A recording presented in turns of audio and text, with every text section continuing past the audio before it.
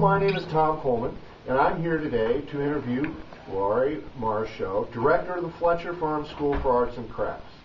I will be asking Director Marchot how technology affects her school and the different learning styles used by your teachers.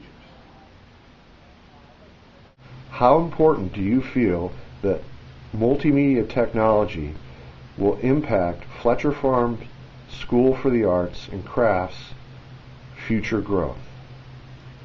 When interviewing either over the phone for your instructor, it is key because we're teaching the arts and this is a visual. I need to have knowledge and a vision of what that instructor is capable of teaching, what their particular skill is, whether it be an art or a craft. Through the use of the internet, I am able, while speaking on the phone to somebody, for example, to pull up a website or reference another website that may not be their own, but where they may be featured.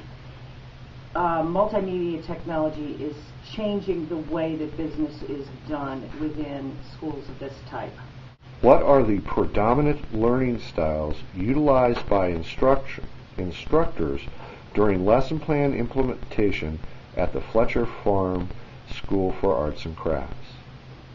Generally, an instructor will start out a class by giving a short verbal history, maybe showing some photographs, either from books or on a slide projection system, then followed by a hands-on demonstration for the students showing what tools they'll be using, what materials and supplies, and this is really the only way that you can teach art is a hands-on teaching demo. Can you briefly describe other learning styles, approaches utilized by instructors at the Fletcher Farm School for Arts and Crafts? Many times my instructors, for example, a jewelry instructor, in order to teach jewelry design, one element that he uses is what's called a compound drawing, and it's basically a random bunch of doodles on a piece of paper. You kind of shut your eyes and use a pencil and just make some swirls, and from that you focus in on one segment or section as a design element. This has been used throughout history in many forms of arts and crafts design.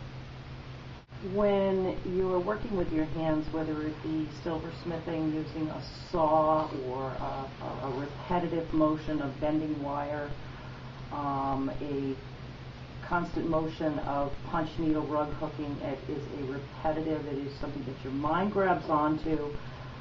It's not a thought process, it's a mental training process, and it is a repetitive motion that is the tool to your creation in the end.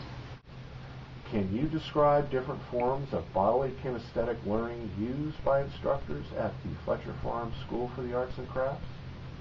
Here on our campus, as you'll see over my shoulder, is what is known as an alternative school, which is part of the public school system. Within that school are special children who need more one-on-one attention on a smaller ratio classroom because of their special learning needs. They are taken out of the mainstream schools and put into a special place where they have a smaller teacher-to-student ratio, maybe 5-to-1 versus 30-to-1.